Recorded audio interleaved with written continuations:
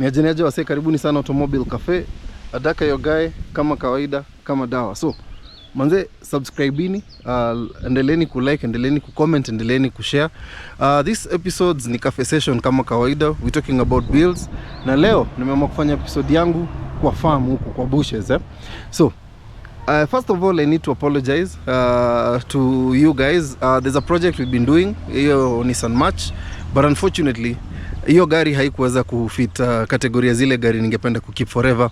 So to be honest, someone came with some good cash na tukafanya kitu inaitwa sale. So basically hata haikuwa ati biashara kubwa pase, ingawaje ilikuwa tu biashara msee ame appreciate ile effort tumeweka kufanya project.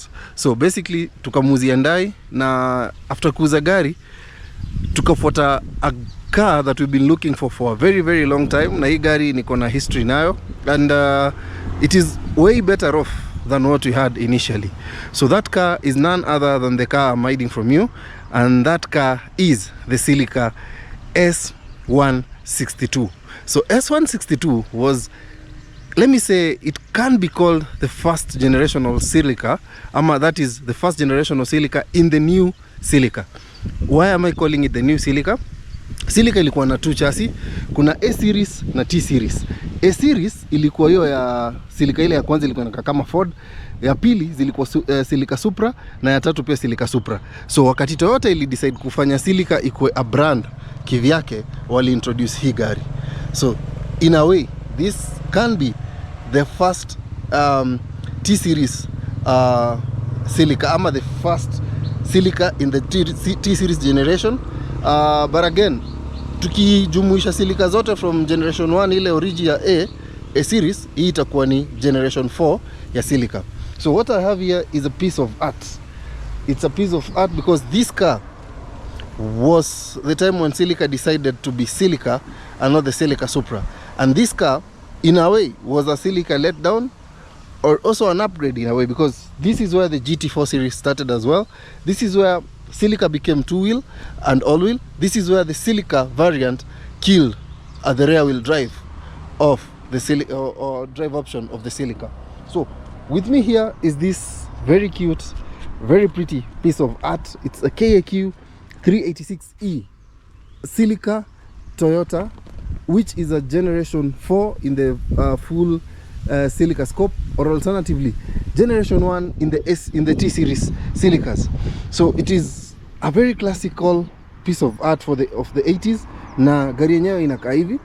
So when I was looking for this car, basically there were several Celicas in the market that were of this series. This is the T series, T160 series. So but when I was doing my own research, nikijaribu kuangalia, I went and saw several of them as well. Hii gari ndio ili pop up kwa the best in terms of maintenance, na at least iko na vitu mingi zenye ni stock na hazijaharibika. So we decided to go for this Celica because apart from that, it being the best in the market by the time I was buying this car, we have a piece of history with this car. The first time I saw this car was in 2017. And in 2017, I saw this car at Limuru Golf Club. And by then, it was being driven by a white couple, which was a man and a woman. But soon to learn later, when I was buying it, they were not a white, but Indian from Indonesia. And this car was later sold to one very nice golfer pale Limuru Golf Club, anaitwa John.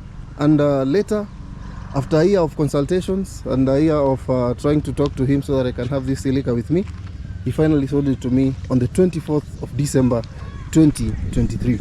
So let me say this was a very good Christmas for me, and I unboxed it on the 26th by doing a cold start and sharing it pale TikTok Automobile Cafe, and it got good traction, meaning sio mimi peke yangu naona usafi wa hii gari.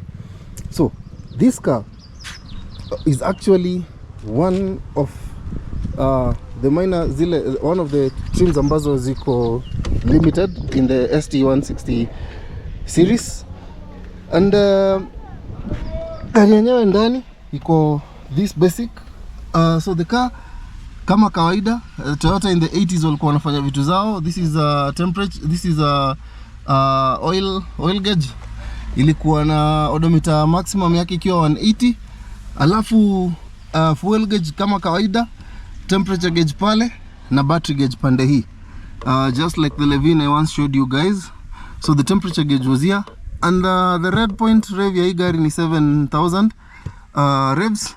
But basically hii gari ndio, let me just say, it was the first car zile ambazo zilikuwa zinaanza kuleta vitu in terms of digital displays. Unaona kama hapa hii gari, when you doing all other applications zenye ziko kwa gari zinatokea hii side na hapa hivi.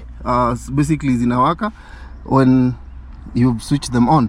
Haya, again hapa kwa rev meter kuna aircon yake itakuonyesha hapo, kuna power na kuna manual yake.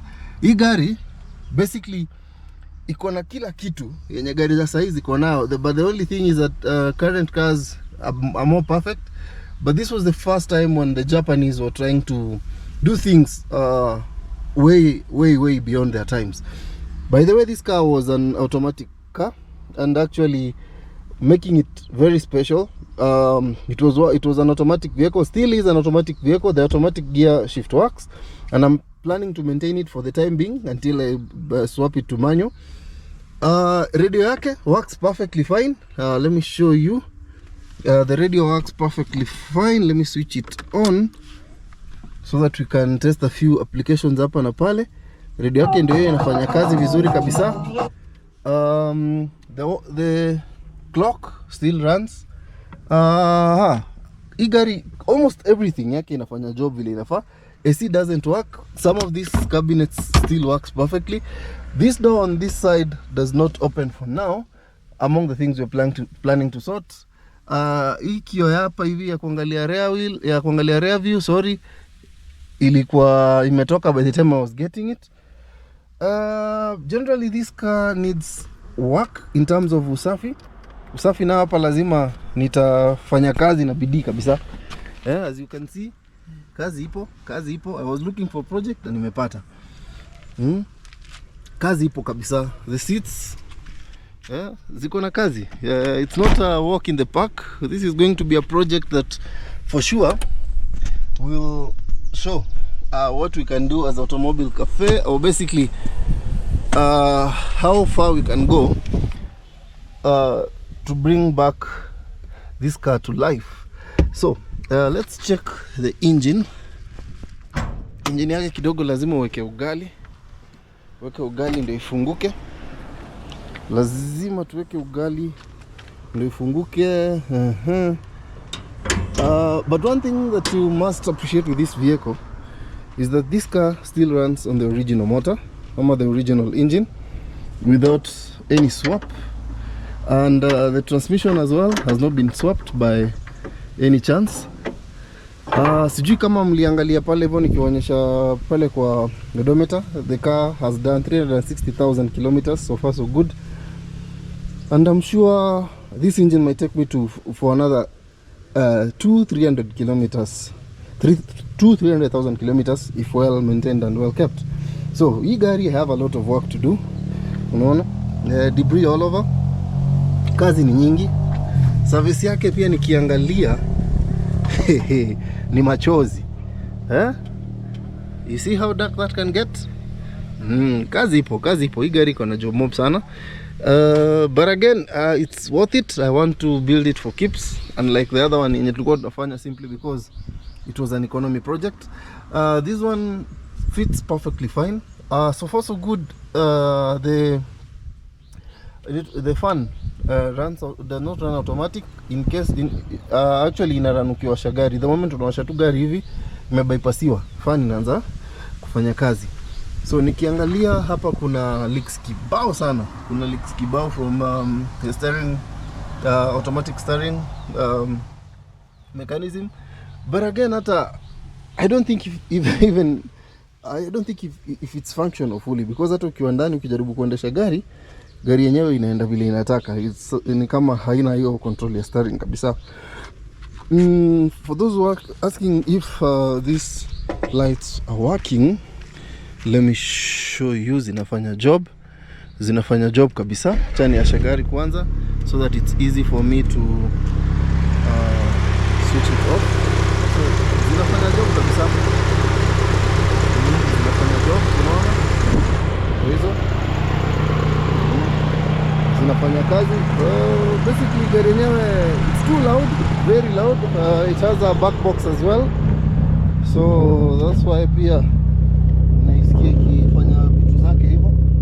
But majority of these things are working. All the bulbs, all the lights that are needed for you to be at least safe on the road zinafanya kazi. So apart from that ni kushughulikia tu hizi kazi zingine zenye ziko na shida mdogo mdogo, one by one until tumemaliza. So being a limited edition, this car is actually, let me say, similar or close to the GT4 because it comes with these sport seats ambazo GT4 inakuwaga nayo. Now apart from that, the 3S in this car is a bit more powerful compared to the other 3S. So with the limited edition series ndio ilikuja na ile automatic gearbox. But I would nikiangalia specs zake zinasema engine yake iko around 153 horsepower. But I'd like to see how it will work after tumefanya restoration yake pole na maybe upgrade na maybe tumefanya pia gearbox yake imekuwa fiti. But kutoka kwa umbali gari yenyewe inakaa hivyo. Inakaa hivyo kabisa. So basically ndio hiyo walk around yake. A few things to also note zenye zinahitaji repair ni hii lamp. Hii stuff pia iko loose pande hii, inafaa ikuwe imeshikiliwa vizuri iache kukaa free. Apart from that, pia kuna hizi bumper lights ambazo zimetolewa for both sides, but I think hizi ni vitu zenye after the previous owner notice zimetoka na zinafanya gari inakaa vibaya, he had to get rid of them. Apart from that, pia kuna hizi side skirts za hapa mbele, hii hakuna pande hii na hakuna pande hiyo, so zenye zimebaki ni za hapa nyuma. Apart from that, pia kuna heater ambayo ni kama ilivunjika ama whatever happened and they decided to mold it, which again tukipata mpya will change, but for now tutaitumia hivyo ilivyo. And so basically kutoka nje it's that simple, haina maneno mingi. Hizo vitu zingine labda tu ni ndani.